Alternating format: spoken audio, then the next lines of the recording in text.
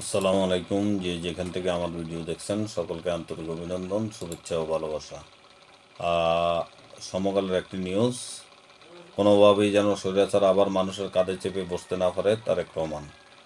খবরে বলা হয়, বিএনপির ভারপ্রাপ্ত চেয়ারম্যান তারেক রহমান বলেছেন, আমাদের যে কোনো মূল্য ঐক্য ধরে রাখতে হবে।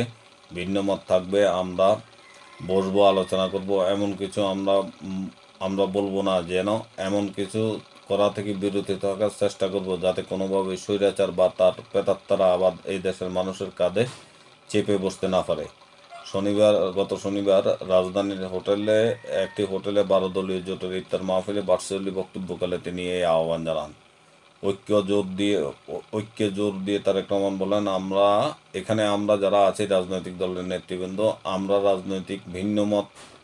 রাজনৈতিকভাবে ভিন্ন মত আছে, আদর্শ সবার এক নয়, কিছু কিছু ভিন্নতা আছে, কিন্তু একটি জায়গায় আমরা সকলে এক, তা হচ্ছে বাংলাদেশের মানুষ ও গণতন্ত্র।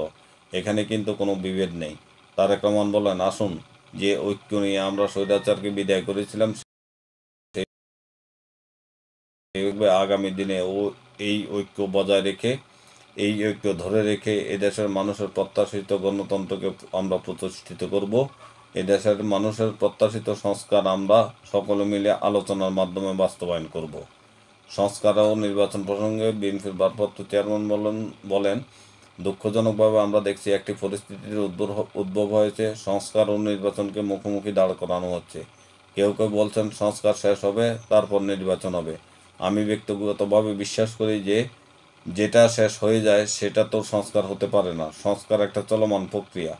12 দলীয় জোটের সমন্বয়ক জাতীয় পার্টির কাজী জাফর, চেয়ারম্যান মোস্তফা জামাল হায়দারের সভাপতিতে এবং মুখপাত্র জাতীয় দলের চেয়ারম্যান সৈয়দ এহসানুল হুদার সঞ্চালনায় ইফতার পূর্ব আলোচনায় বিএনপি স্থায়ী কমিটির সদস্য সেলিমা রহমান, নাগরিক ঐক্যের সভাপতি মাহমুদুর রহমান মান্না, জাতীয়তাবাদী সমমনা জোটের সমন্বয়ক ফরিদুজ্জামান ফরহাদ, জামায়াত ইসলামী সেক্রেটারি জেনারেল মিয়া গোলাম ফরোয়ার সহ আরও অনেকে বক্তব্য দেন।